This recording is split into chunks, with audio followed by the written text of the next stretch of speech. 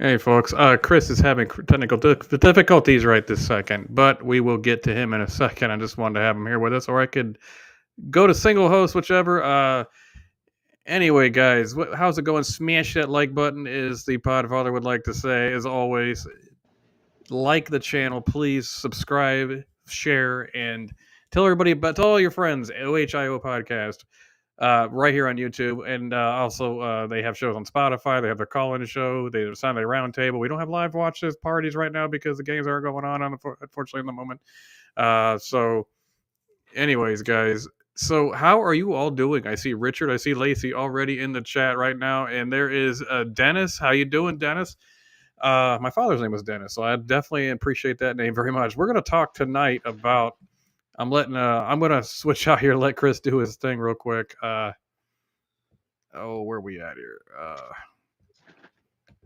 I'm gonna let Chris do his thing real quick before we get started. Yeah, he's still working on that. Oh my goodness! Glad to see you guys are doing well tonight. We're gonna talk a lot about the defensive staff, Matt Patricia. I've done a disgusting amount of research on this, like disgusting. Like I've stayed up way too late looking at things, and my goodness, guys, I don't know what to tell you. It's been silly. Silly. Oh man, you're here for Eric, Caden. I don't blame you, but Eric won't be here tonight because we got to give him a break once in a while because he's constantly working. Um, but I don't blame you at all. So we're going to be talking about Patricia, obviously, because he's a new Testing, defensive testing. coordinator, but also because you know, yeah, I should have just transitioned that, shouldn't I? Also, we're going to be talking about what happened in the defense this year because between Oregon and after the Oregon game with Denzel Burks, he did an interview with Chimdi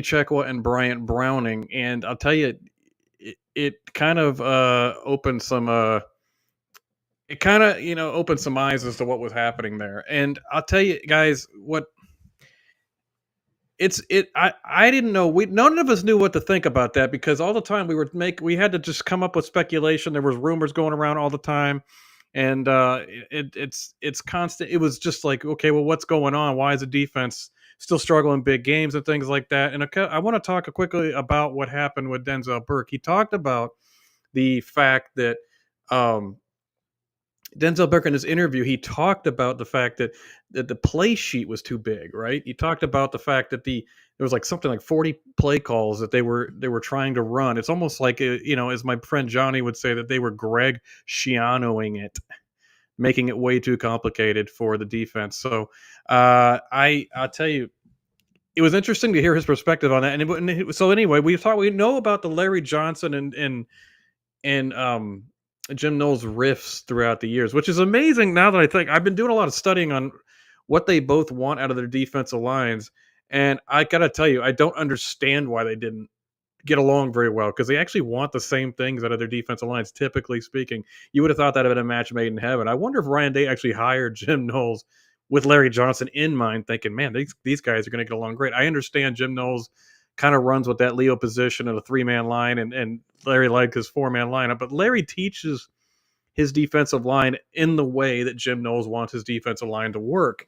So that was kind of interesting to me as to why in the world that never worked. But I guess it really came down to forward man rush versus 3-man rush or whatever in a Leo position. But they had to compromise on that and come up with a bit of a hybrid, and they still just butted heads over it, quite frankly. And obviously, Knowles is now gone, but he's talked about there was only one coach in that room that would be willing to, let's say, kind of stand up to Jim Knowles, right?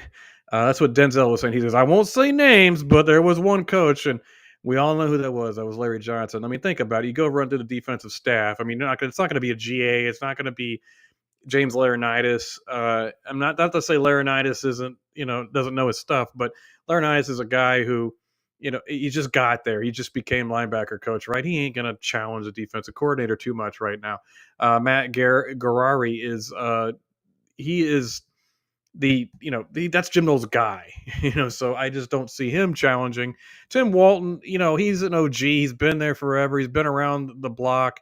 He's um He's a guy who's made it work for years and years and years, NFL and college level. He's been a defensive coordinator. He's been around the block. I just don't think like but he's only been to Ohio State for like a couple of years. I just don't think he's the one to stand up and challenge Jim Knowles. Um, and yeah, and we're gonna get to that here in a second. But it wasn't a typical 3-4 from uh, from Jim Knowles at this one. But that is the problem with the people are seeing with Matt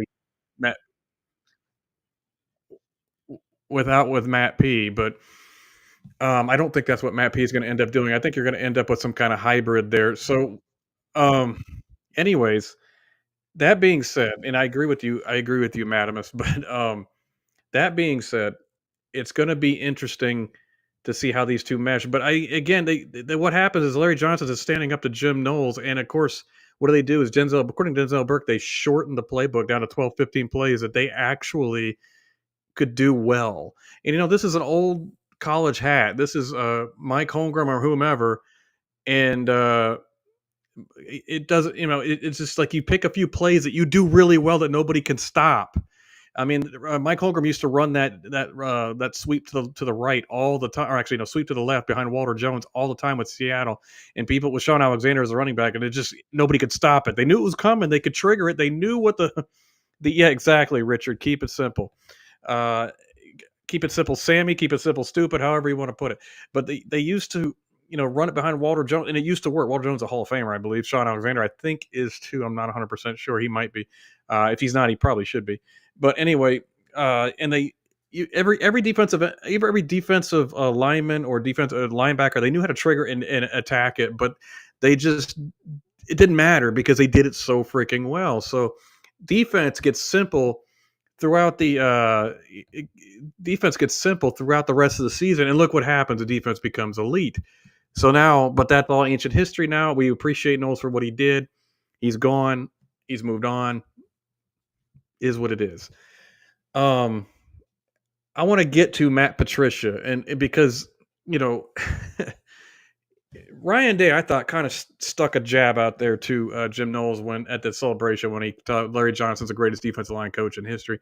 Um, I, I I I think it's interesting to see what the reactions from the Matt Patricia hire from the fan base, because we look at it and there's like as a big picture product is okay.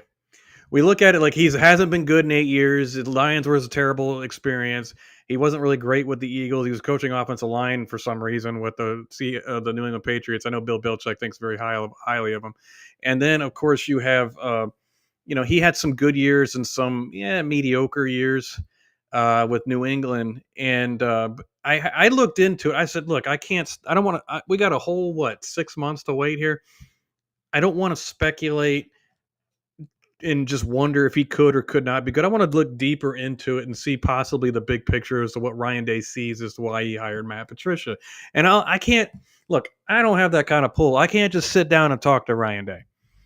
I mean, I can't. I mean, he ain't gonna just tell me his deepest secrets. Even if he did, he ain't gonna tell me exactly his whole philosophy. He'll give me coach speak, even if I did get a chance to talk to him. So, um, and that's not a knock on Ryan Day. It's just is what it is, right? So, anyways, I wanted to look more into it, and I did, like I said, a stupid amount of research on this. Again, more than I do usually. I got to be honest with you. I'm not the most ambitious podcast host in the world. I don't work extremely hard. Eric and Chris do the work around here. Um, I just try to work hard at my life, and and then the podcasting is fun. It's fun to come to here and talk Buckeye football with you guys. But I really want to deep dive into this and see how Matt Patricia can actually work with the staff, how he compares to Jim Knowles, what are his strengths and weaknesses. And I'll tell you, I'm just going to sum up what I came away with after everything I've looked at so far is I see a guy who does really well with the right personnel. Like he's really good at one thing, but he doesn't have a bunch of backup plans. I don't know that I really feel he's a great coach per se, but I think he's smart, and I think he knows he's really good at what he wants to do. But he has to have the right personnel. And in that sense, I actually think he could be great for college, but only a college like an Ohio State. where we consistently get great players because he needs a certain group of players to make it work. If he doesn't have that, like say, God forbid, certain injuries happen, I'll be honest with you, I don't have a lot of faith for him to have a backup plan. He seems to be pretty rigid within his system. Now he's adaptable and he can adapt to the personnel that he has within his system, but he still has a core philosophy that he sticks to pretty rigidly. We'll see if he's actually changed from that. I really don't know, but it's kind of curious because honestly, and I'll get more into this. I'm just kind of giving you a preview right now. I'll get more into this as we dive in tonight. Might be a long night. Uh, is that his philosophy won't even like it doesn't technically mesh well with how Larry Johnson teaches his defensive line. So it's like almost like he's further apart than he was from Knowles, Larry Johnson, that is. And I'm like curious, is like, what are they trying to do here? What are they trying to accomplish? And I'm looking at it and I'm saying to myself, I think I see what they're trying to do with the Matt Patricia hire. And you want to know what I think they're trying to do? And this is a preview for you. I think it's based on beating Michigan. I think he wants to have a balance against the fast offenses and the power run team that is Michigan. And I think Patricia can bring that. I really do. I don't know. I don't know if he will or won't. I'm not saying it'll succeed. I am just saying I think that's what the goal is after doing a deep dive of research. And I think you might see a front seven that kind of resembles like the 49ers, for example. I think it's the only way this really works. And I'm going to dive into it more here and just give you what I've seen. And you tell me in the chat whether you think you agree with me or you think I'm an idiot. You can call me an idiot. I don't care. It ain't going to hurt my feelings. Johnny calls me much worse, and that dude's my best friend. So he calls me much worse on the daily, in fact. So you could definitely speak your mind on this because I'm just trying to make sense of some of this stuff. I'm just trying to make sense of some of the stuff that's coming out with Matt. Because I tell you, the hire took me by surprise too, folks. I was like, wait a minute, where did that name come from? Where did that name come from? Hey, Ryan's Days Championship Beard. How you doing, man? Championship Nation, absolutely. So I jotted down some notes, as I just said about 13 times. Okay, so we're going to talk about what Patricia's core philosophy is. He's physical, disciplined. He's adaptable within his system. He's influenced by Bill Belichick's bend, don't break principles. This is going to frustrate the crap out of Buckeye Nation, I'm telling you. With an emphasis on stopping the run and playing tight man coverage. The dude likes tight man coverage. Dude, I mean, he likes tight. I mean, it's going to be interesting because I don't know if that we have the personnel to run what he exactly wants. It'll be interesting to see what he thinks after he evaluates our roster. But what makes Patricia's defense work? Well, he needs elite cornerback play. He needs a shutdown corner to play tight man coverage effectively. He needs a dominant run stopping defensive tackle. His run defense thrives. It really does well against power run teams if he has an elite two-gap defensive tackle to eat up blockers. Caden McDonald, anybody? Seems like that's a perfect fit right there. Does he have the cardio and the stamina to play the whole game? Who knows? Smart, disciplined linebackers. They need to process information quickly and execute assignments. They need to clean up what people like McDonald eat up for them in the front. But what causes his defenses to fail? Because they haven't always been great. If he lacks an elite corner, QBs can pick apart his man coverage. His defenses historically haven't had a backup plan because I mean the Lions are a great example with him when he was the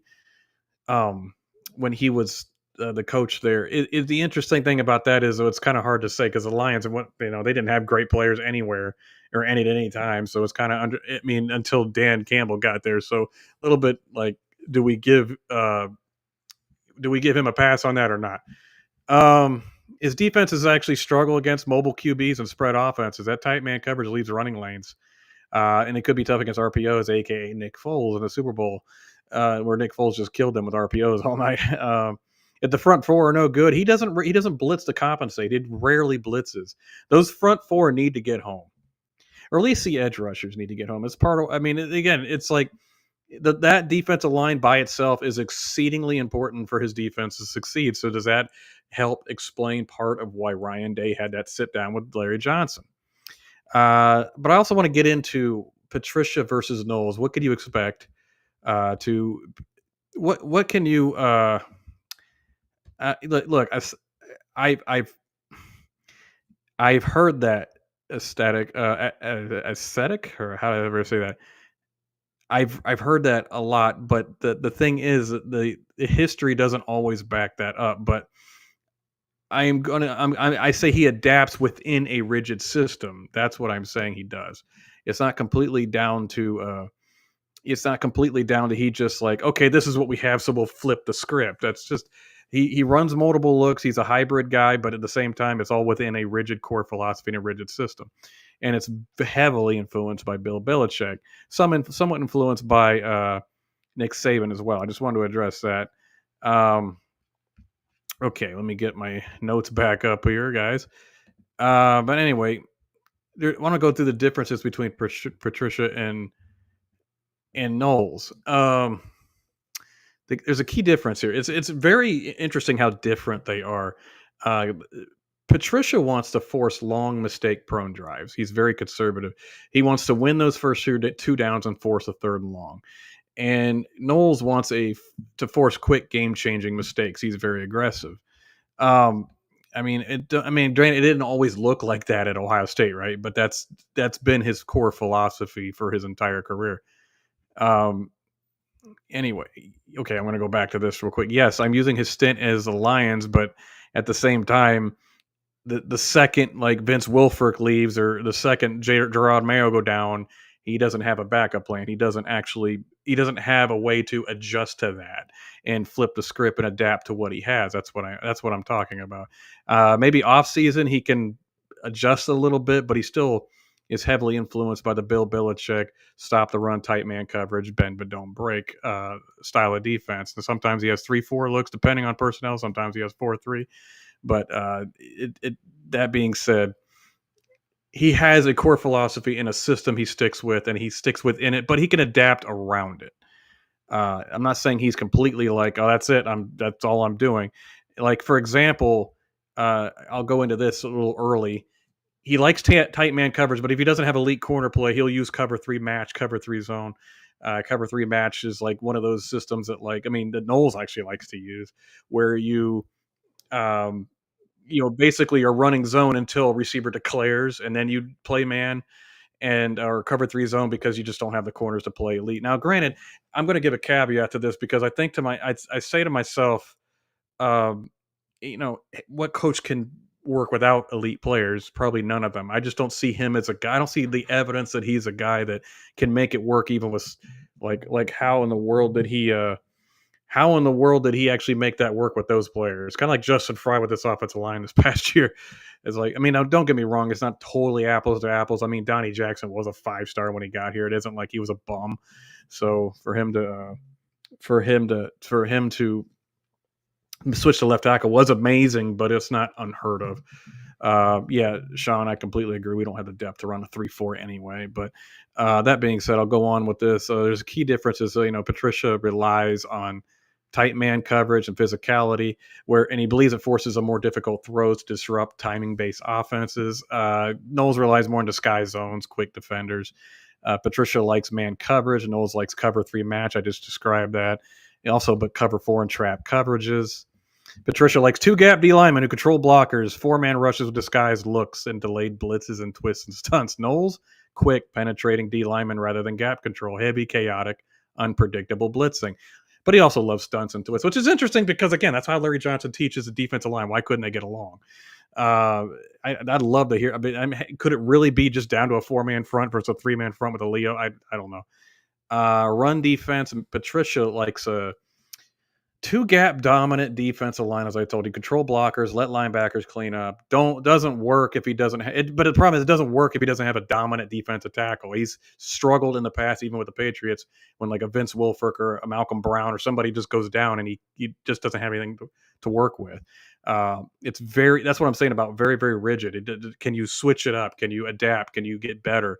Can you make it work? So, but he prioritizes size and gap discipline. Noel's scheme is considered, riskier, and I think that's why we've seen power run teams actually get work on us at times. Because it doesn't work if linebackers can't trigger, and we've had linebacker issues in the past. It took a while to get them back up to snuff this past year. One gap system where defensive linemen, they shoot the gap, aggressive safeties to help run support, Lathan Ransom, Caleb Downs, anybody. I mean, it's obvious what we've seen there. But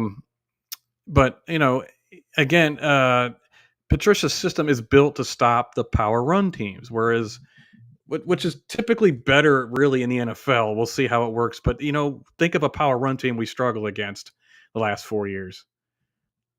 Michigan, anybody?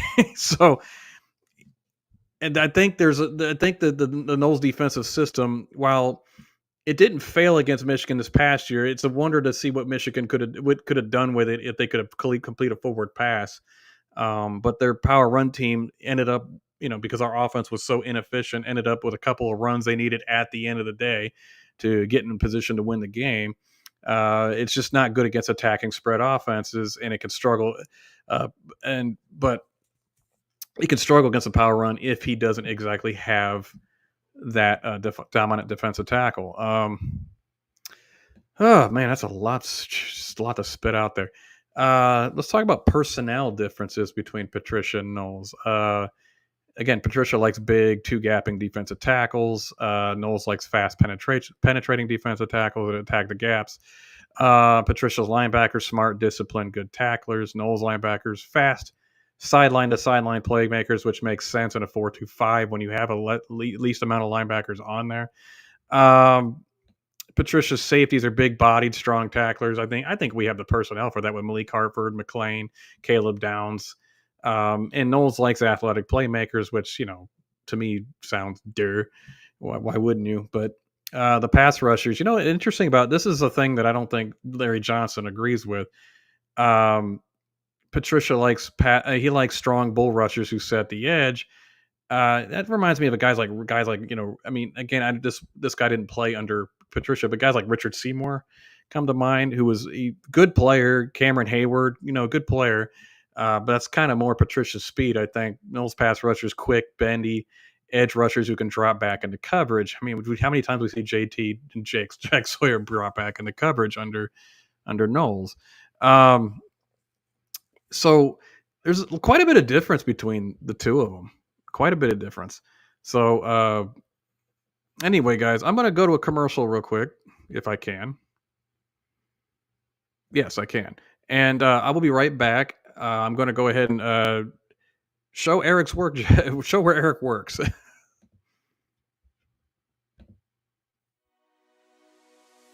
The OHIO podcast is brought to you by Mastermind.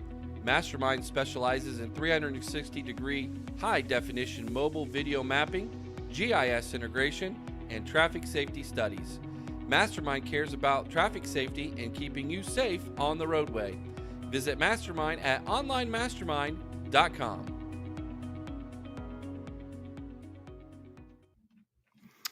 Well, I don't think it's happening, folks.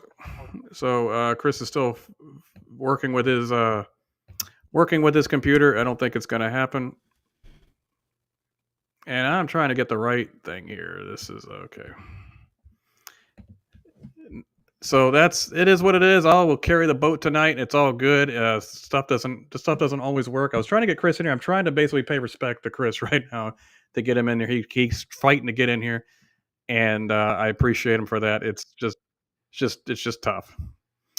Oh, it looks like he's good to go now. All right. I would love to have him on here to talk about this because he's been playing with what's going on over there, but I'm going to get Chris in here now. Give me the thumbs up. Hey, Chris, how you doing, man? Well, not bad now that I figured out what's going on. Oh, man. Eric got me set up with this great new computer and sound system and everything so I can start doing our extra call-in show. And, it's wonderful, but had a little bit of a glitch going on. Man, you were fighting for your life over there. Struggling just a bit. Oh, man, it's good to have you on, Chris. Have you been able to catch anything I've said or have any comments for it? Or No, because I just got my audio. Oh, shoot. Okay. Well, I'm going to basically, I'm going to try to sum it up real quick for you.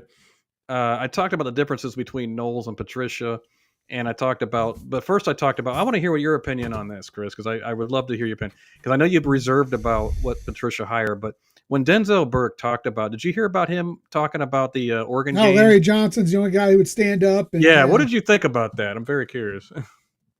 I think, and this is what I said. I said was one of the things I was talking about was I was a little reserved that we're going to have more infighting with our coaches.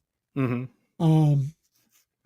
I don't know that Matt Patricia, depending on the scheme he's going to run, is going to mesh well with Larry Johnson. But you know what? I know that Ryan Day has drawn the line in the sand, and he's basically put his backing on Patricia at this point, which honestly concerns me a little.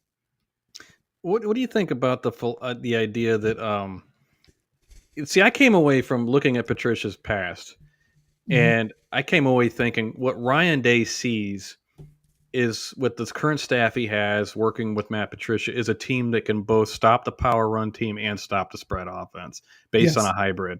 Do you think? I think this hire has something to do with wanting to beat Michigan. This hire is all about wanting to beat Michigan. But again, I feel like he's trying to beat Michigan at Michigan's game. Mm-hmm. He's playing to them, which has not worked well the last couple of years, man. Well, he's got to stop the power run scheme, though. He does have to stop the power run. And what Patricia does with his with his style of defense, that is what it's built to do. And I think for me, that translates well to an NFL game. I don't know how well it translates. Yeah, that's a concern. Game. Yeah. I don't want to be negative. I'm going to come out, I've came out and said, I don't like this hire. I don't feel good about this hire. To me, they're just something that feels desperate about it. Mm-hmm. Kind of forced. I don't like the whole concept of bend but don't break in college. Because that's the way he plays, is that bend but don't break defense. And to me, that just is, I guess, concerning, because you don't have. Yes, Ohio State has some great athletes. No, don't get me wrong. But I think there is a much higher likelihood of an error being made that could become a costly error when you're playing the bend but don't break. Yeah, I think what he's hoping for is to disguise enough of his blitzes and coverages, rotate zones, to force young quarterbacks into making mistakes. I think he likes that tight man coverage against college quarterbacks who can't throw people open. Now, every now and again, you're going to have a quarterback who can. You're going to. C.J. Stroud was a great example of that. C.J. could throw a guy open. Exactly. That I see, and my biggest concern from reading all this about Patricia is he lacks a backup plan. If his system's not working, where do you go? Like, okay, God forbid, I'm gonna knock on wood 100 times for this. God forbid Caden McDonald goes down. Do we have another dominant run stuffing defensive tackle? I don't think so. And he needs that. He desperately. All the research I've done at that point was made over and over and over again. He needs to have that dominant defense. Yeah, the nose tackle might be the thinnest spot on this roster. We haven't recruited it. So I think that's, to me, that definitely, that's worrisome. If Caden McDonald goes down, I mean, what are you going to do at that point? Who are you going to slide inside? Because you're going to have to slide, at that point, I mean, you're almost going to have to slide Edric over, I think, And he's not, I don't think that's his game. No, I agree. His game is get after the quarterback. His game is plug a hole, move on, get after the quarterback. He's more of a one-gap disruptor yes. in that defensive tackle spot, the 3-tech spot. But I'll tell you one thing, if he and McDonald can stay together and stay healthy, for the 4-3 alignment, it actually works perfect for Patricia's front seven. It's thin. It's like, do you want to base your whole season on this? And all of a sudden, again, God forbid, McDonald goes down, all of a sudden you're getting gashed in the run game. Yeah, Well, here's the other concern. Look at, and people are going to just absolutely want to hang me when I make this comment. Look at Michigan last year. They had this same problem. They were thin along that defensive line. Graham and help me out. Oh no, Grant and yeah, Mason those guys were really, really good. But they're only two guys, man. Yeah. If somebody gets hurt, and not only that, but at the end of games, man, they were gassed every game until they played us. Yeah. But that's that would be more Ryan Day's fault, not Patricia's fault if that happened. But yeah. The other thing I would say about what he did in the NFL, it revolved around excuse me. It revolved around having a very stable ball control offense as well. I think that helped a lot. If you look, he had, when he was in New England, obviously one of the best offenses in football at the time, and obviously the best quarterback in football at the time. And I think that took a lot of pressure off of his defense. Well, yeah, they played. I mean, even though Tom Brady was the focal point of the offense, very clearly, Tom Brady was the most ball control quarterback of all time. Yes, and you look at that. Anywhere he's been, that's what he's tried to establish, is that ball control offense, or that's been what has been established. He tried to establish it in Detroit. He had it there obviously with Philadelphia, with Saquon and Hurts being able to move the ball on the ground. And well, they didn't have Saquon when he was there. No. Well, yeah, Patricia was there this year. No, he took out this not year as a off. DC. No, he was out of football this year. He was a defensive analyst in 2023. That was okay. Yeah. So okay, you're right. I'm sorry, but yeah. I mean, to me, it's just I know there's this great concept of bringing pro coaches into the college game, but sometimes to me they don't make sense. This is one that doesn't make sense. Yeah, for me, and I could be wrong. I 100% hope I'm wrong, but I just, this is one where I don't feel like I am. Yeah, it's definitely, it's going to be curious to see if he's changed his game at all. But he spent all year with Bill Belichick and studying college offenses, and I'm like, well, if you're staying with Bill, has a way of doing things. Bill's been a bend but don't break defensive guy his whole career. I don't think he's going to suddenly tell Matt Patricia, no, be chaotically aggressive and wreak havoc. I mean, and shoot the gaps. No, that's just not. I just don't see how. I think what you're going to see is how Patricia's going to try to adapt to facing more spread offenses, because he can stop power run teams, but can he stop spread offenses? Not typically, historically, no. New England, the Eagles Super Bowl was a perfect example, but the RPOs, the quick hits, so those just killed his defense all game. I know Malcolm Butler was held out for some ungodly known reason, who knows? But that being said, it's still like, come on, dude, you don't allow, one player shouldn't completely destroy your defense. Well, and if you look at his defenses, the other thing that's a huge concern to me is his pass defenses are horrendous, man. Horrendous.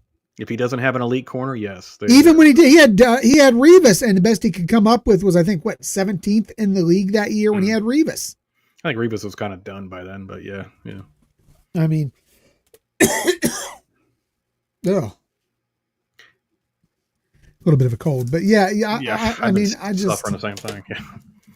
I don't know, Corey. For me, I'm just scratching my head on this hire. I feel like, again, it was, I don't know, a forced hire. And I know that everybody's answer is to this question is because Bill Belichick wanted to have his son groomed to take over the team when he retires. But I just think if Matt Patricia was that good of a DC, Bill Belichick would have taken him with him to North Carolina. Well, Scoop thinks that Bill's trying to get back in the NFL, and I'm sure he is. We're using this as an avenue, and they really believe that if he goes, he'll take Matt with him, and then his son will take over UNC. I think that's all speculation. I think it's a lot of speculation. Bill's about 114 years old, so he's that young? I thought he was older than that. Yeah, he might be older than Kirk Ferentz. I don't know. Yeah, I don't think NFL teams are looking for 75-year-old head coaches, but no matter how much of a legend they are. Matt's clearly trying to rejuvenate his career, and it's kind of funny because you were talking about the Larry Johnson situation, and I said this earlier. Yeah. I don't know if you heard me about it, but I don't know why Larry and Jim didn't work. I mean, Larry literally teaches what Jim wants, Yeah. and they still didn't work. I don't know why. And I guess it's because that 3-man front versus 4-man front was that big a rift. They just couldn't get over that. And not to mention, I think Larry probably, I mean, as we saw with Denzel Burke, Larry probably didn't like the big play sheet, things like that. Probably had some fundamental differences. They just didn't have. And Larry's been around the block. He's been coaching for 40 years. I mean, it ain't like he's been with some great legendary coaches, like obviously with Urban and company, and Joe Paterno, I think he was with. And so it's just like, he's seen what works, and I think when you overcomplicate the system. Now, one thing Heather was talking about last night, and Patricia's good at, is dumbing it down for people. That's And true.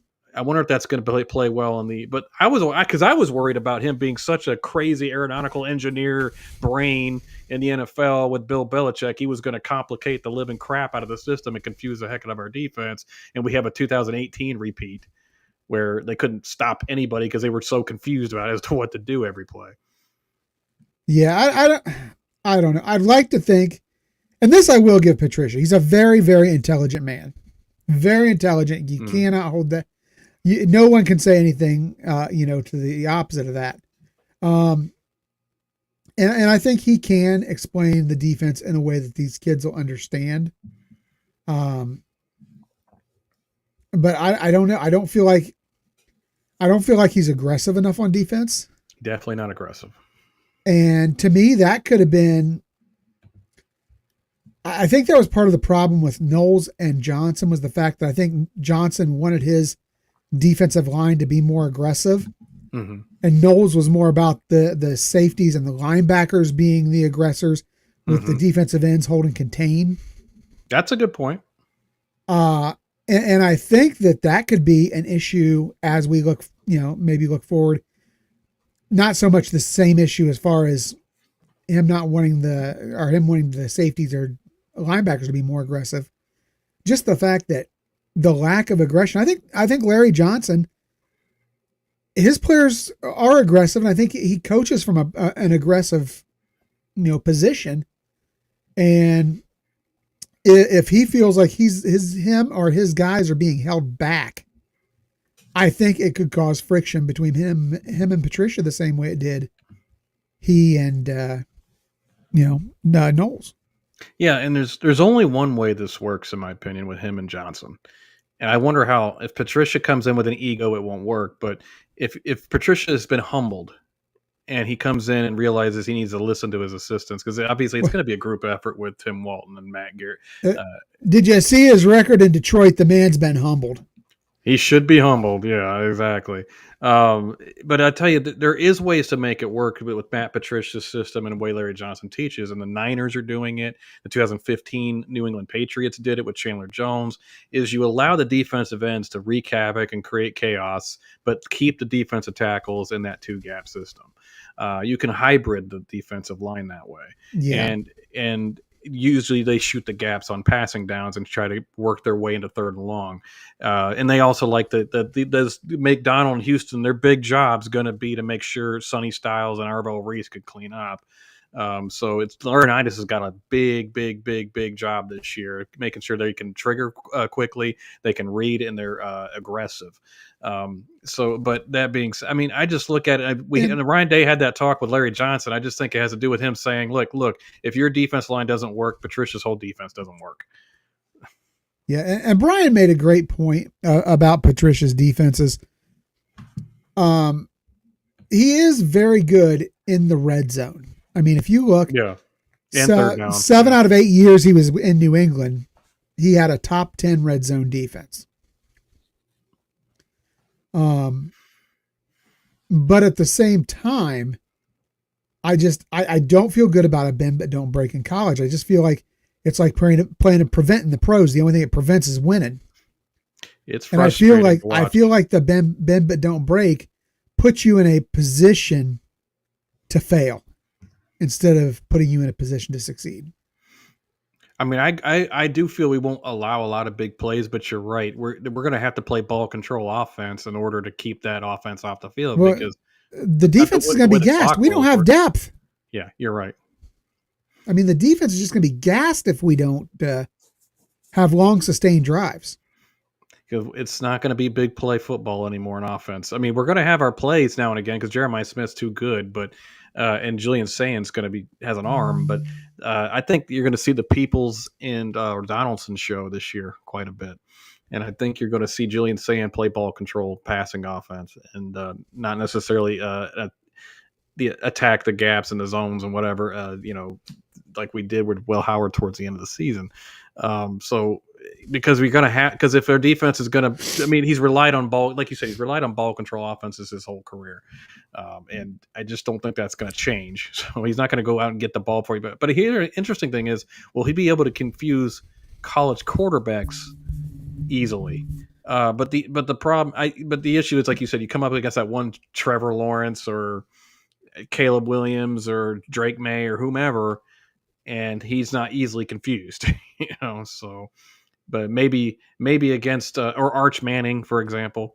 So, that's a good question. Will we be rotating? Probably not. I'll tell you what, I think rotation is going to be very important this year, but at the same time, rotation is going to be a great risk this year because the guys in that two deep are very inexperienced and a lot of them are very, very young. Oh yeah. And we thankfully it's like a mile wide, an inch deep is our defense this year. We got talent up front, it's top heavy. After that, and defense line, after the front four that we talked about on Sunday night, good luck. I mean, I don't know who can point to is that kind of. I mean, like when Jack Sawyer would go out, we'd say, "Well, Kenyatta's got this. Kenyatta's the man." If Kenyatta goes out for rotation, I don't know. So I mean, Mensa or Mickens or Kirks or I mean, who's going to step up and be that dude? I mean, is Zion Grady going to come in and be that guy? I mean, who knows? After Caden McDonald, as far as nose tackles are concerned, Malone. Which, I mean, it's nice because he is experienced a little bit. And I mean, obviously he's got a little bit of playing experience, but he's very mature. He's a leader. So I think that is a benefit, but you know what, at the same time, I think it's sadly, I think a big step back in talent. Yeah. Yeah. It's almost like from 19 to 20 again, except not quite that much. I mean, 20, I remember 20, I was like talking to people like, they're going to tell me, well, our defense is going to be just as good. I was like, no, it absolutely will not. No, it absolutely will not. You not only did you lose your defensive coordinator, but look how much talent you just dropped to the NFL. Yeah, and this is what's funny, Corey. 10 years ago was not as big an issue, and I'll tell you why. NIL and the portal have now made it so you can't sustain depth. And the clock rules. No. The clock rules as well, but I mean, you can't sustain depth. Nobody waits their turn to start anymore. I mean, that's what Kenyatta Jax. Everybody should be praising that guy. He could have transferred 2-3 times by now. Yeah, but I mean, this is where, and a lot of people aren't going to like this when I say this, but there was a natural consequence to all those seniors staying at Michigan a couple years ago. There's a natural consequence to all these guys staying at Ohio State this past season. Yes, they won a national title, and that's tremendous, and I wouldn't trade that for the world. But be ready for some growing pains because it's going to happen. It's not as simple as, next man up or reload or whatever you want to call it. It's just not, because these aren't the same caliber of guys that we had in there last year. Yeah, I think the years of this reload are not quite the same as what they were back 20 years ago, where we would like, okay, next crop of freaking 5 stars that we have coming up, Yeah. It's going to be, why? So Mark Rogers he is doing a show on why we're clearly better than them. We got to beat them. So simple as that. And Chris and I were alluding to earlier is we think the Patricia hire has to do with trying to beat Michigan, but But if that's the main reason Ryan Day Yeah, I agree with you. made that hire, I don't like it. I agree. I mean, I want to beat Michigan as bad as anybody. Mhm. But if that's why you made this hire, I don't like it. Yeah, I agree with you on that, and I think it's. I mean, I'm in wait and see mode, and after all this research I've done on the guy, I can soundly say that some things I feel better about, some things I feel worse about. So it's like, oh, crap. I'm stuck where I back was. I'm wait and see if he doesn't have that elite shutdown corner. Let's go to that real quick, Chris. We don't have we're not in Marshawn Lattimore territory anymore. No, not even close. Where he was just like, put him on somebody. I mean, even in his podcast, Patricia has said when Akil Talib came to New England, everything changed. Igbinosun, he likes guys like Igbinosun who are physical, but Igbinosun's not fluid in tight man coverage. He's a physical. We've seen Very that. physical. Too physical at times. Way too physical at times. And Jermaine Matthews, I think he hasn't shown that he's that elite guy yet. He's a good player. So I think he has elite potential. Yeah. But you know what? I also look at this and see, I think if you're going to talk elite, I think our best chance at elite lies with the youngsters and guys like, Sanchez and guys like Scott and now, West. Sanchez might very well be elite. That's true. He may be elite. He may be elite out of the gate. I mean, he's got that kind of capability. And I could see a scenario where he gets a lot of playing time this year. If Patricia loves tight man coverage, cover 1, cover 0. He loves that because he thinks it disrupts timing offenses. How much? I'll be honest with you, those quick hitter spread offenses are all about timing. It's just like they've got to hit at the right time at the right spot. They don't typically throw people open.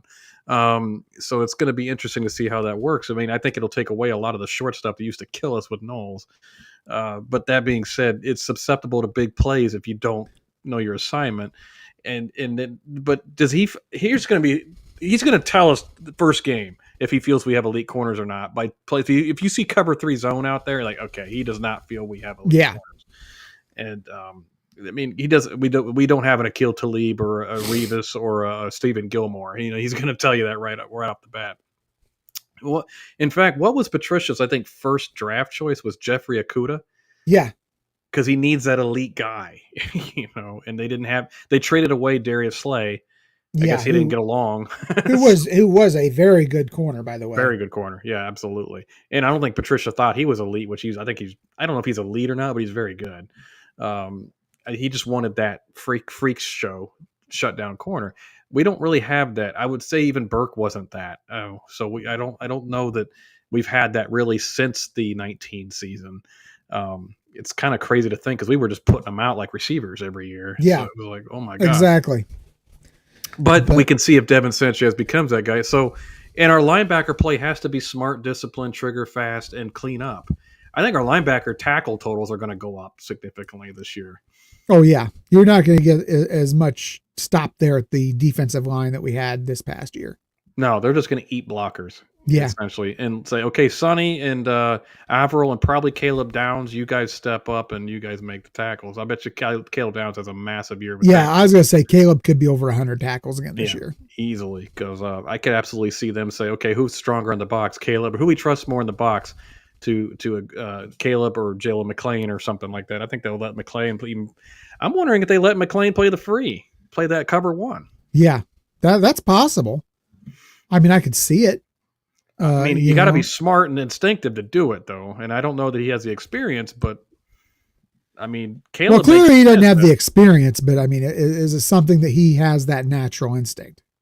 Yeah, there you go. Does he have that? I mean, I don't know that Hartford has that natural instinct after that Michigan interception he should have had. Right. I remember watching that in real time going, how did you miss that? It went right by your head. But that being said, maybe it's McClain. Maybe they look at a corner and say, hey, you know what? Lorenzo Styles, play the free. It'd be interesting to see what they do there. Because I don't think they're going to play a technical 4-2-5 anymore. I think we're going to see more 3 linebacker sets. We're going to see more. We're going to see more of the traditional base defenses that we've seen in the past with Patricia. But they'll be hybrid and they'll be different. But It's not going to be like 1987 4-3 or anything like that. No, it's not. So I'm just trying to make that point, but I think it'll stay a front four because Larry demands it. If it's like Larry not getting his Metamucil in the morning, he just has to, he's just got to have his four man front. I mean, are you worried, given the fact that this is a team that we've seen a lot of turnover this year? A lot of that senior leadership is gone. Yeah, I know. Who's going to be the leader? Caleb Downs. Well, not only who's going to be the leader, but if we start having the infighting with the coaches that we had last year, are these guys going to be able to overcome that, or are we looking at a crisis of culture here that could divide a locker room? That's because we don't have all those seniors. Yeah. We don't have all those seniors to pick up the pieces and put this team back together if we have a Texas game that winds up like that Oregon game did. I agree. I don't. And then to go to the Green Shield here, he's actually recruited a bunch of Russians too, not the edge setters, but agree. I don't, and that's a question of concern because Patricia's had a sordid past. Yeah. Does he fit the Ryan Day culture? Does he fit the locker room? And I mean, this is what I will say, Cory. I think that as much as I don't like the hire, Ryan Day has earned by winning this national title at least the benefit of the doubt right now. I think we have to give him that. Whether you like the hire, whether I like the hire, doesn't really matter. I think we're both just in wait and see, right? I mean, I'll be outspoken and say I don't like it, but I am very much wait and see. It's okay to not like it, but I know you're not saying it's going to be bad no matter what. I mean, initially that was my take. I thought this was going to be an awful hire. Mm-hmm. As I sit back, I think there are some positives to Patricia, but I think there's a lot more question marks than just outright positives. I think the whole team is question marks right now, unfortunately. And we got a great 6 months of content we're going to be giving people talking about all those freaking question marks for sure. I was thinking about it today at work, like, geez, man, this team doesn't have how many things other than Jeremiah Smith on offense. How many things are completely settled? I mean, you think Hinsman will be the center. Okay, fine. You don't know how good Julian But they could kick him out to guard. You don't know. Exactly. It's a question. Does Padilla end up the center? I mean, Jeremiah Smith, Max Clare are the only, and Carnell Tate are the only people I know for a fact are going to be on that field quite a bit. And this is a great point that you just put up there.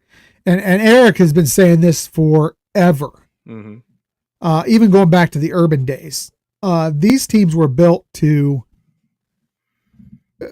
compete for national titles, not to beat Michigan.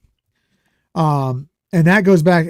But here's the thing. In the Urban days, even though it was built that way, he still beat Michigan. Mm-hmm. So I think that while that's a very valid point, we got to stop falling back on that as a crutch or an excuse. Urban was also good at building a power run team through the spread. Yes. So, I mean, he was a different animal than Ryan Day in a lot of ways. And Ryan Day was, for a second, they're looking like a Big 12 team. Like, okay, yeah. we're 7-on-7. We can't run the ball. We can't play defense. Yeah. Like, CJ Stroud can throw for 500 yards. We lose by 2 touchdowns. Or we win by 3 points. But we get rid of Kerry Coombs and the defense problem seems to start solving itself. And that was. I mean, I gave the hire a chance, but talk about one of the absolute bonehead hires in the history of Ohio State, without question. And we all love Kerry, but I remember Zach Smith immediately, who worked with Kerry, saying the dude's not an X and O's guy. He's not a strategist. So this will be interesting. That's why I just wonder what I agree with you. If he hired this guy simply to try to beat Michigan, because let's be real here. I agree with it's not a good decision, but let's be real here. Patricia is a rental, no matter what. Either he stinks and we fire him, or he's really good and he's gone in a year or two max. Yeah, and if it's 2 years, he's off to be a head coach again somewhere, which I pity the team. If they are stupid enough to hire him as a head coach, that's their problem, as far as I'm concerned. If he's good enough here to become a head coach, then at least he served us. Yeah. So I'll say that. And I really do think Scoop had it right. I hate giving them credit, but I think they have it right. I think Ryan Day's ultimate goal is to get to a Brian Hartline offensive coordinator, James Laurinaitis defensive coordinator, because I know he knows those two guys are not going to turn over easy. Yes. And one of those two guys, let's call it what it is, I think you and I waiting. both know one of those two guys is an heir apparent. And the great thing about those two, say Hartline gets it because of longevity, and they'll stick around together. Laurinaitis will be like, all right, I'll be your D coordinator. Cool. And Hartline will work with him. I mean, so I think Ryan Day, this is what the bigger picture, I mean, this is 10 years maybe down the road, but bigger picture, I think Ryan Day, when he eventually leaves I think he will go to the NFL at some point. He'll get the bug and he'll want to coach at the NFL, especially if he wins one or two more natties. He's going to be like, look, I've done what I can here. I think New England will open up and he'll want to coach there or something. And then he knows he left Ohio State in good hands. Yeah, absolutely. So I think you're 100% right with that. But at the same time, again, I can get concerned about what some of the hires, and Patricia was one, and I kind of thought Chip Kelly could be one that was going to be an issue last year. Now it seemed to work out best for us in the end. Mm-hmm. I mean, so I fully admit that I was wrong about that hire. I worried about what was going to happen if it started going south. Mm-hmm. And would Ryan Day be able to pull the trigger? Well, that never became an issue, but because I think that was something we saw with Justin Fry, was he was never able to pull the trigger even. And maybe we were all being unduly harsh on Fry. Mm-hmm. Maybe we didn't give him the time, and maybe that's just something that Day saw in him. I don't know. Well, it takes 2 to 3 years to develop linemen, and he was here 3 years. I mean, it's like, yeah. And you have to make sure that initial class is good, and it was okay. But that being said, I also think Fry inherited a mess. I mean, he had Paris Johnson, which was, thank God. But that was his saving grace. It really was. Exactly. And moved him out to left tackle and said, here, you're my left tackle, buddy. I'll try to figure out the rest. But, I mean, Stud had been recruiting light for years before that. And because he is injured and he couldn't move around and stuff. And we didn't have the transfer portal back then to make up for it. So that's why I say, well, Fry was a better recruiter at the end than Stud was at the end, because Fry could at least make up for it in the portal with Simmons and McLaughlin and Onwenya or whatever his name is, and Phillip Daniels. He filled in those holes, whereas we weren't doing that. We were just recruiting 3 to 4 guys for years, and it's like, well, your depth starts to suffer. You got 4 to 5 every year. So what do we think defensively this team's ceiling is this year? Ceiling, dude, I'm a little bit pessimistic. I'm going to say 15. I mean, they're not going to be number one defense in the country. No, I agree. I agree. I think they've got the talent to be top 10, but to be the low end of the top 10. But, fair. Do I think that they are elite? Absolutely not. But then the question is, how good do they have to be for this team to win? Maybe not win a national title, but to compete, at least to get back in the playoffs. Guys are going to eat me alive for this. I think there is no way we repeat next year. I'm not going to argue with you. I think it would take a minor miracle to repeat next year. I think for them to repeat, this team has to have a top 5 defense. Mm. And I think that offensively, they would have to be off the charts. Yeah. And I think there's potential for off the charts on offense. Mm. However, if we go off the charts on offense, the defense slides down the board because they're just on the field too much. I agree. And the thing is, there's just too many question marks for me to say, oh yeah, we're going to, I mean, there's people like in Vegas betting that we're going to run it back. And I'm like, how do you even know that? What do we, I mean, like, I don't know how good Julian Saint's going to be. I have no idea. I hope he's great. James Peoples, I mean, I think he's a nice player, but he hasn't shown me like, oh my gosh, I can't wait till that guy is a full-time starter. I mean, and I think Donaldson's an okay player. Can I say I'm more excited about the freshmen? I am much more excited about the 3 freshmen, Bo Jackson and Turbo both. Yeah, I think Turbo's going to end up like an H-back, like Xavier Jones. Yeah. And I look at this team, and I say, I'm with you, Cory. I don't think we run it back this year. I'd like to see them at least make the playoff. Yeah, I think they can do that. I think it's conceivably there, but let's be realistic. We looked at that schedule the other day, and it's not a walk in the park. Mm-mm. I mean, I can conceivably see where this team could. I could see this team at 11-1, 12-2, but I could also see this team taking I can think 3 losses right off the top of my head. Texas, Penn State, and who else? Michigan?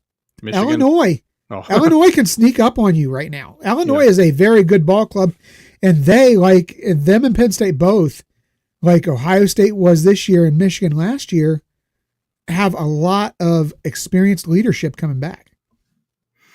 And until he beats Michigan, I can't proclaim. We can't say that that's off the table. I mean, we're looking at a team that, just to be realistic, and yes, it's a little bit down. I mean, there's potential for a 4-loss season. There's potential for a 1-loss season. I don't see any way that there's an undefeated season. And if there is, let's build a statue to Ryan Day right now for running it back with all the talent he lost and going undefeated if he does that. Yeah, even if he doesn't win the Natty, say he goes undefeated regular season, beats Michigan, wins the Big Ten, gets into the playoff, I'll be like, dude, this was a successful season if he does that. Oh, that's 100%. Even if they go out that first bye and they go out, whatever, it stinks, it's disappointing. But geez, how do you be mad at that season with that team? That's why I really like last year at this time last year we were like, this is a Natty or bust season with this roster. Yeah, and that's just not the case this year. I'll tell you what though, I see a lot of potential for that 2 years from now. Oh, yeah. 2 years from now, this team needs to be competing for a national title again because the talent will be there. It will have experience. Mm-hmm. 2 years from now, obviously 2 years from now, we're probably not talking about Caleb Downs. We're not talking about, Jeremiah's going to be a sophomore this year. So next year he'd be a junior. That would, he would still be here for that junior season. So that's a team that should be competitive. Yeah, I agree with that. And 26 should be a year we look to and go, okay, we should make a run here. But right. If we avoid 8-4, 9-3, I'll be like, hey, you know what, pretty solid season. But if we ended up in that like the scenario we were talking about, I'd be like, oh dang, Ryan, you really killed it this season. Holy smoke. Yeah. Yeah, I would love for him. My biggest thing this year is not to win the Natty. Granted, I'll always take the Natty. Yeah, but if he wins the conference and beats the scum, I'm telling you right now, I think that's as good as anything. Well, I'll tell you, this is the thing. Because to me, that's the last thing that he has got to accomplish. Mm-hmm. He has got to get a winning record versus that team up north. And right now, conceivably, and some people say it's going to happen. Some people say it's not. There's potential that he could be going into this game this year at 1-1. That's true. There is that potential. If that happens and he goes out and wins this year, got a winning record. He's got a winning record. Then all of a sudden, our tune on him changes quite a bit. Yeah, it drastically changes. Now all of a sudden he's on that Mount Rushmore of Ohio State coaches for you, I imagine. Yeah, exactly. So just to sum up tonight, basically, we're not in love with the hire, to say the least, about Patricia, but we're playing wait and see with it and see what happens. And I think there's a way that he and Larry could work together. I was explaining the 49ers style, the new 2015 New England Patriots style, where they just eat up the gaps. They eat the blockers, let the linebackers roam, let the edge rushers do their job and shoot the gap and be aggressive and chaotic. And then just I don't know if they can play tight man with this group or not. Maybe Sanchez ends up starting somehow, because Patricia identifies him as a guy. So we'll see, but that's going to happen. Or if maybe he's adjusted his style altogether after this past year off. I don't know. But I'm just trying to give people an kind of an inside look at what he does and how he does it and what he needs. Cade McDonald's going to play a massive role this year. Yeah. He's gonna have to be a leader along that front. Mm-hmm. He's got to step up and have a big role. He's got to get that stamina up. Because I'll tell you what, Tyleek is a lot of man to have to replace. That might quietly be our biggest loss, honestly. because I mean, you don't. I can see the argument for that. Yeah. I don't know that he is, but I'll tell you, it's like, dude, he was so good, and I don't think anybody. I mean, I know Buckeye Nation appreciated him, but only when he would flash. I'm like, dude, he was good on plays he didn't flash. He was just that good. He's going to be a first round pick. Yeah, I think I had him slated as a late first, early second. First round pick. Yeah, I think he could fall in the second for sure. I could see some team like some Super Bowl type contender every year that's smart with their picks, trade up in the late first and say, we got to get that guy. And then he ends up being like a staple for them for 10 years. I mean, I could definitely see that with him. But I mean, Cade McDonald's going to be huge this year. The linebackers have got to take that next step in the progression with James Laurinaitis. Probably see some cover 3 zone with the guys we have. I mean, Igbenogson is more of a zone coverage guy anyway, but maybe cover 3 match. I'm not sure. But anyway, guys, I don't know what to think. Just don't worry about Patricia's recruiting. He's not going to recruit. Neither did Knowles. He doesn't need to. You know what? He doesn't have to. I mean, you got now. Granted, Larry Johnson has not recruited as well the last couple of years. Yeah, he's definitely down a tier. Yeah. But I mean, Laurinaitis, absolute beast on the path. He's going to just do nothing but get better. Walton and Guerreri. Are great at recruiting. Mm-hmm. We don't need to worry about what Patricia does with recruiting. All he has to do is go in, be effective with the X's and O's, and not screw up the culture of this team. Yep. Be humble. And he's going to be okay. And he may never be as good as Jim Knowles was. I was actually more excited about when we hired Jim Knowles. I was giddy. I thought that was a great hire. I was like, oh my gosh, how did he do that? He pulled him out of it. And that was the perfect setting to get a great hire. He was in Oklahoma State, not nearly as prestigious as Ohio State. He could pluck him out of there, and he's already been a proven winner, So it's like, wow, good job, Ryan. Patricia, a lot of question marks. Well, because you look at it, what has he actually done in the last 7 years? Nothing. He wasn't even coaching defense for part of it. He was the play caller for New England and averaged 21 points a game as a play caller. Thank God we're not hiring him to be the play caller. I mean, just saying. Bill Belichick loves him. I'm not. I find Bill Belichick loves cerebral guys. He loves intelligent guys, and I get that. Saban. He loves Urban. Yes, he's because Belichick himself is a very intelligent guy. He's a strategist, and I think that's what he likes about those guys. And he hates to pay people. That's true too. And I think that's actually and going really quick before we end tonight's show, that's kind of what hampered Patricia at times. Like in 2015, he has Chandler Jones. He goes off, and Johnny's talked to me about this, like 16 and a half sacks. Hey, go to Arizona. We don't want you anymore. It's like Patricia's constantly have to okay, I need that guy. I need a pass rusher. And losing Vince Wilfork. Having to replace Jared Mayo, they did with Dante Hightower, but then losing a Talib, and they had to go through Revis, had to go through Gilmore. It's like, dude, pay somebody, keep them. It's like Bill just. You know what though? You think about that. Is anybody more prepared for today's world of NIL and the transfer portal than Bill Belichick? You got a point there, and Bill's not going to recruit these. He's just like, hey, open the checkbook, get him. I don't want to go to his house. I'm too old for sleepovers. He's like, Robert Kraft may not pay these people, but by God, the University of North Carolina will. Yeah, exactly. I don't think Bill Belichick would ever entertain the idea of college football until NIL. Yeah, probably. And the irony is he'll have to pay for people in NIL, whereas the NFL, he's like, nah, I'm just going to. By the way, Bill Belichick, the GM, is a polar opposite of Bill Belichick, the coach. He is a terrible GM. Good Lord, he couldn't draft to save his life. No, he was not. I mean, I don't know how many times he tried to get Brady a receiver to the draft. It never worked. It was just like, dude, go get Randy Moss. So, I mean, actually, it's probably the transfer portal is where Bill Belichick's going to thrive. Those guys are already good. Like, okay, I'll take that guy. I'll take that guy. I'll take that guy. Yeah. As long as you don't have to evaluate him out of high school. Holy crap. He's just like, how can you tell me this guard's any good? He has no technical skills. Yeah, that's what you teach them, Bill.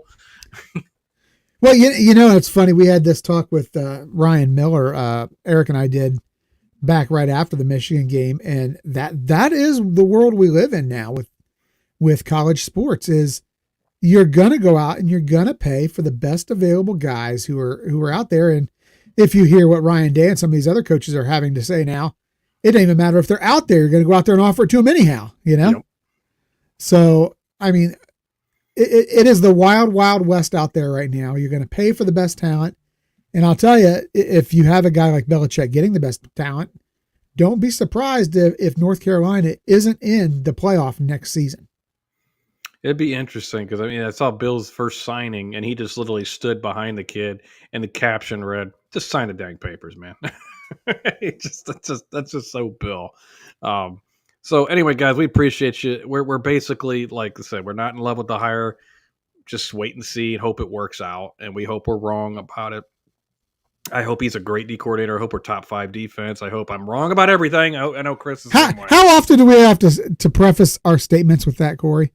Every single time, because somebody will get on here and say, you were wrong. It's like, well, yeah, we were hoping to be wrong. Are you kidding? Yeah. It's like the national championship. Oh yeah, we're really upset Ryan Day went and won a natty. We're just broken up over it. No, we were sitting there saying after the Michigan game, I hope I'm wrong, but I don't see it. And we were wrong.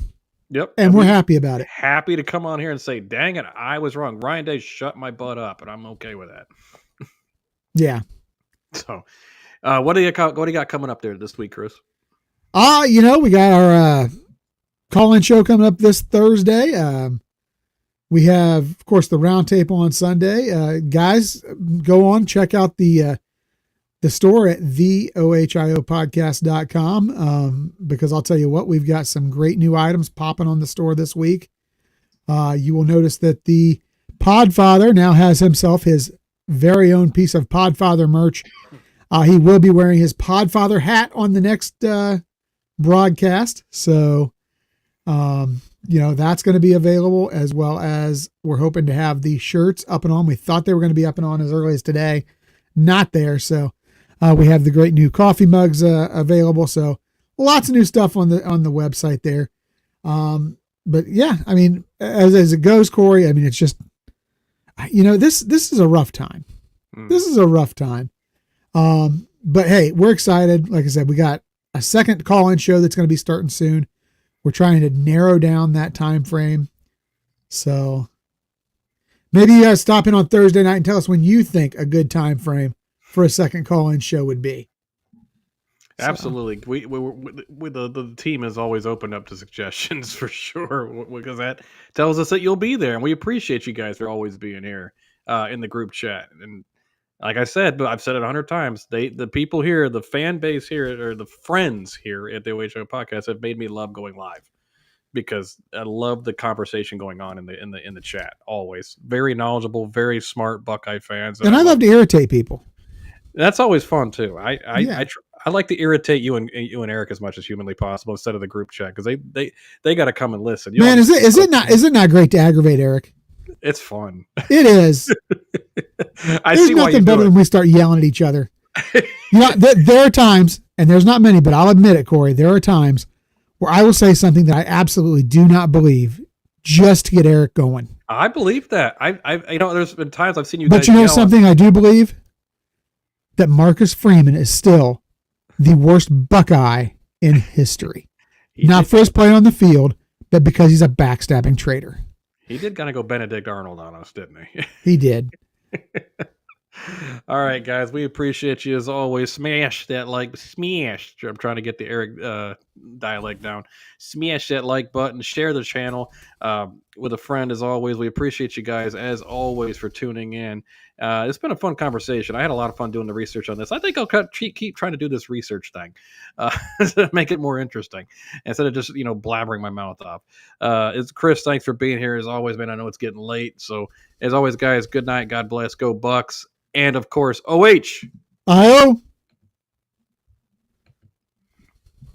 That was fun.